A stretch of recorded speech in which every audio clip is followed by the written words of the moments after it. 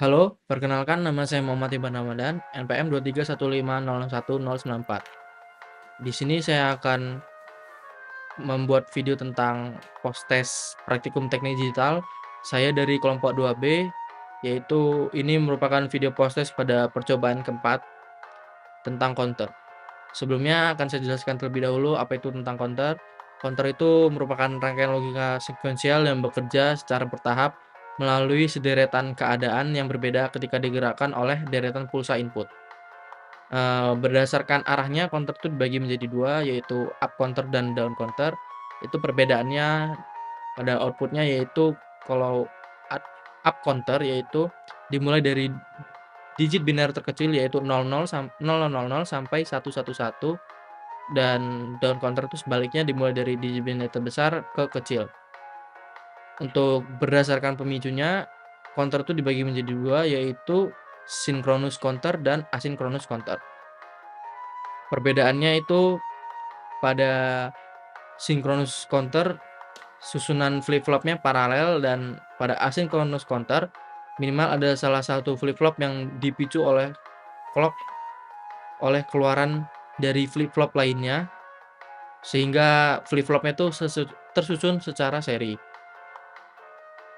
Namun pada dasarnya kalau dalam bentuk rangkaiannya sendiri, perbedaan sinkronus dan asinkronus counter itu terletak pada powernya. Pada sinkronus counter hanya ada satu flip-flop saja yang terhubung oleh power, sedangkan pada asinkronus counter masing-masing flip-flopnya terhubung oleh power, dan pada sinkronus tadi power yang terhubung hanya pada salah satu flip-flop itu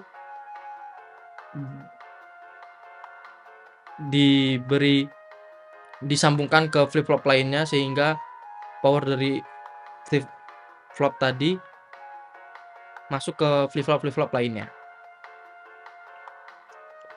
Yang pertama saya akan menjelaskan tentang synchronous up counter. Terlihat pada rangkaian ini terdapat satu input clock dan 4 output dari rangkaian counter yang disusun secara paralel.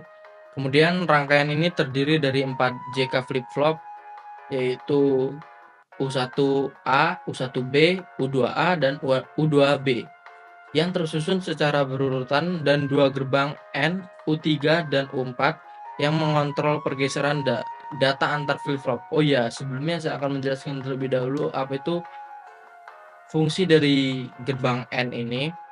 Jadi gerbang N pada synchronous up counter itu digunakan untuk mengontrol dari output flip-flop pertama dan kedua sehingga tidak masuk ke flip-flop berikutnya, agar outputnya itu menjadi berurutan, dan ketika kedua gerbang N ini dihapus atau dihilangkan, maka outputnya itu tetap bisa jalan, namun outputnya itu tidak berurutan. Jadi gunanya gerbang N ini untuk mengontrol output yang kita berikan dari input. Kemudian sinyal clock berfungsi untuk mengaktifkan perubahan state pada setiap flip-flop, dan untuk pada JK flip-flop pertama U1A, input J dan K dihubungkan ke logika aktif atau ke logika tinggi VCC power tadi. Kemudian sehingga flip-flop pada JK yang pertama ini beroperasi dalam mode toggle, yaitu bisa kita lihat di sini bahwa input dari JK flip-flopnya yang key, bukan keybar, key-nya itu merupakan 0 dan keybar-nya itu 1. Lalu ketika clock-nya aktif, output key dari JK flip-flop pertama ini akan berubah keadaan. Yang tadinya key-nya 0, maka akan berubah menjadi 1. Dan output key dari JK flip-flop yang pertama ini juga terhubung ke input clock JK flip-flop kedua, yaitu U1B, yang menyebabkan JK flip-flop kedua toggle setiap kali JK flip-flop yang pertama berubah dari 1 ke 0 atau falling edge. Dan kenapa berubahnya ketika falling edge? Ya, ini merupakan salah satu ciri-ciri dari synchronous up counter, atau lebih tepatnya itu ciri-ciri dari up counter yang dimana akan toggle atau berubah ketika clock-nya itu berubah dari nilai tinggi ke nilai rendah, atau kita biasa sebut falling edge. Selanjutnya, output key dari flip-flop kedua atau U1B terhubung ke input clock ketiga yaitu U2A. Ketika flip-flop U1B berubah dari 1 ke 0 juga seperti flip-flop yang pertama tadi, maka flip-flop ketiga akan toggle juga, berubah menjadi 1 dan 0. Kemudian output dari flip-flop ketiga terhubung ke JK flip-flop terakhir atau JK flip-flop keempat. Dan jika flip-flop keempat berubah dari 1 ke 0 juga, maka jika flip-flop keempat akan berubah juga, maka JK flip-flop keempat akan toggle juga. Kemudian kita akan membahas peran lebih mendalam tentang peran gerbang AND ini. Jadi gerbang AND itu mengontrol toggling dari JK flip-flop U2A dan JK flip-flop U2B dengan cara gerbang AND U3 menerima input dari output key JK flip-flop pertama dan JK flip-flop kedua, dan output gerbang AND U3 terhubung ke J dan K flip-flop U2A. Sedangkan gerbang AND U4 menerima input dari output JK flip-flop U2A dan JK flip-flop U2B, dan output gerbang AND U4 terhubung ke input J dan K flip-flop U2B.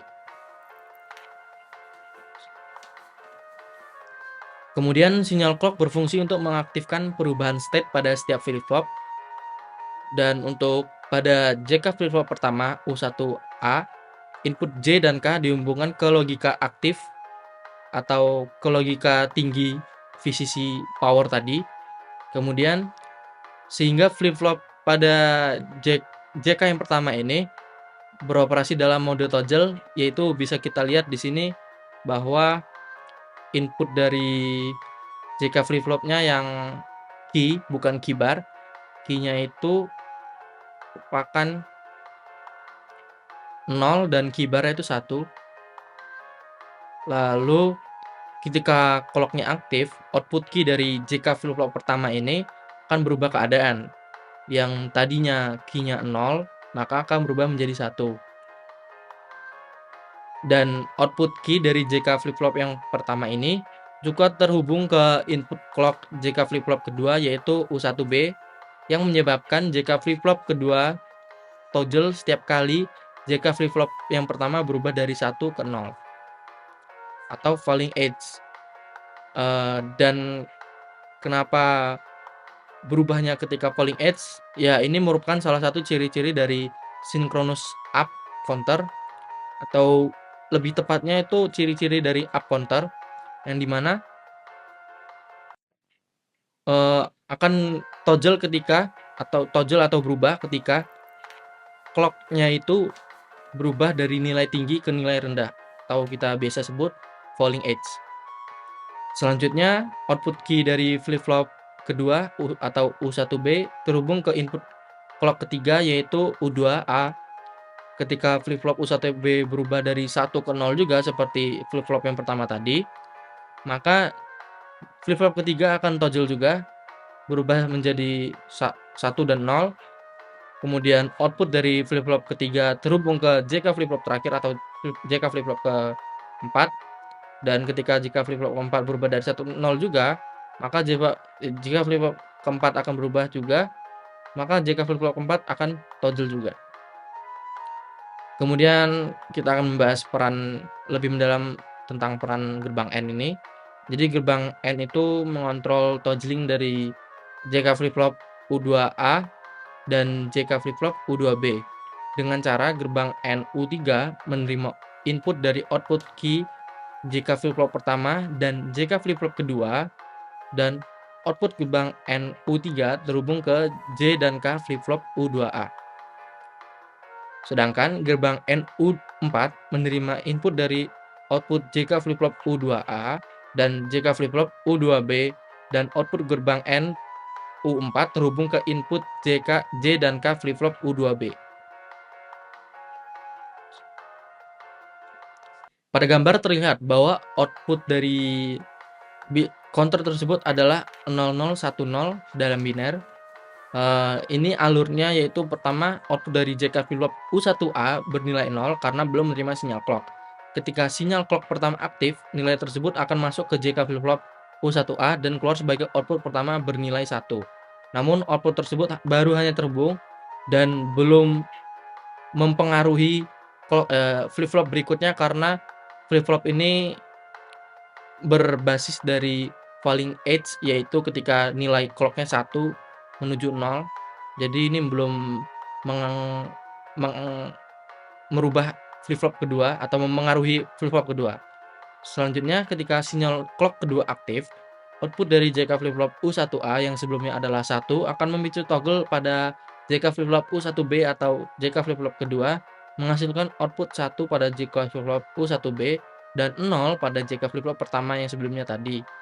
Nah, jika flip-flop 1B ini berubah karena flip-flop pertama tadi dia mengalami falling edge, yaitu sinyal clock-nya berubah dari 1 menjadi 0.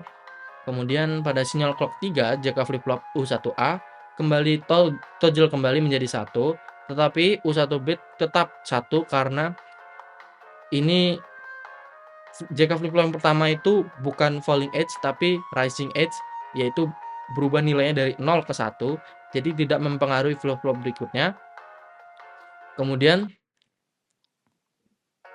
ketika sinyal clock keempat aktif, yaitu JK flip-flop 1A berubah dari 1 ke 0, yang dimana itu mempengaruhi flip-flop berikutnya dari JK flip-flop U1B akan toggle dari 1 ke 0 pula. Dan gerbang NU3 mengirimkan sinyal aktif ke JK flip-flop U2A karena output dari key dan JK flip-flop U1A dan JK flip-flop dari key U1B keduanya sama-sama 1, yang dimana bila dioperasikan dalam N sama dengan dikali 1 kali 1 1 menyebabkan JK flip-flop U2A toggle menjadi 1. Output paralel ketiga adalah 1 dan output paralel keempat adalah 0. Proses ini dapat berlanjut setiap kali sinyal clock aktif, state dari flip-flop berikutnya akan bergeser, menghasilkan output biner yang bertambah. Output ini menunjukkan urutan biner yang bertambah setiap kali sinyal clock aktif, memastikan semua flip-flop disinkronkan oleh clock yang sama. Sekarang kita masuk ke rangkaian asynchronous up counter. Pada rangkaian ini pada dasarnya perubahan sinyalnya sama, yaitu karena sama-sama up counter, jadi perubahan sinyalnya ketika falling edge atau sinyal clock berubah dari 1 ke 0.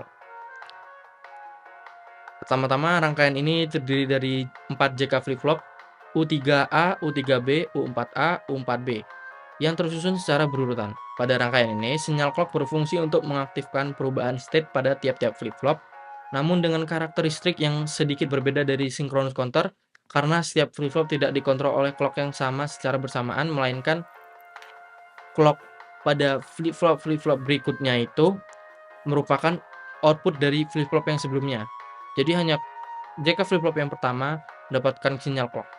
Pada JK flip-flop pertama, input J dan K dihubungkan ke logika tinggi atau kita hubungkan ke power di sini atau VCC, sehingga flip-flop ini beroperasi dalam mode toggle, dan setiap flip-flop pada rangkaian ini juga dihubungkan oleh sinyal power setiap inputnya sama.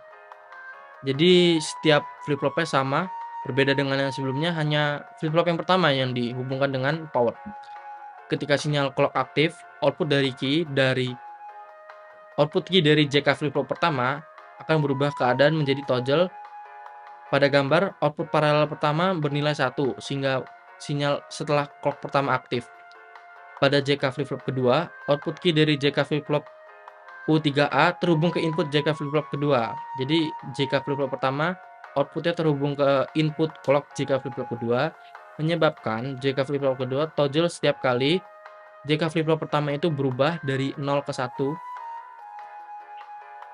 Ketika clock kedua aktif, output dari JK flip-flop U3A yang sebelumnya adalah 1 akan menyebabkan JK flip-flop U3B toggle menghasilkan output 1 pada JK flip-flop U3B. Output paralel kedua juga bernilai 1. Pada JK flip-flop ketiga U4A, output key dari JK flip-flop U3B terhubung ke input clock JK flip-flop ketiga. Ketika JK flip-flop U3B berubah dari 0 ke 1, JK flip-flop U4A akan toggle. Dan pada sinyal ketiga, ketika output dari JK flip-flop U3B berubah menyebabkan JK flip-flop U4A toggle dan output paralel ketiga bernilai 0 karena belum ada perubahan state dari JK flip-flop U4A. Pada JK flip-flop keempat, U4B, output dari key dari JK flip-flop U4A terhubung ke input JK flip-flop U4B. Ketika JK flip-flop U4A berubah dari 0 ke 1, JK flip-flop U4B akan toggle. Pada sinyal keempat, output dari JK flip-flop U4A berubah menyebabkan JK flip-flop U4B toggle dan output paralel keempat juga bernilai 0 karena belum ada perubahan state pada U4B. Proses ini bisa berlanjut dan setiap kali sinyal clock aktif, state dari flip-flop berikutnya akan bergeser, menghasilkan output biner yang bertambah setiap kali sinyal clock aktif. Dengan demikian bisa kita simpulkan bahwa perbedaan sinkronus dan asinkronus juga bisa kita lihat bahwa rangkaian dari sinkronus itu lebih kompleks, yaitu karena ada gerbang N-nya, namun pada sinkronus lebih terkontrol karena dari fungsi gerbang N tadi, sedangkan pada asinkronus dia bisa langsung saja keluar, tidak dikontrol outputnya, melainkan terkadang bisa terjadi suatu kesalahan atau propagation delay.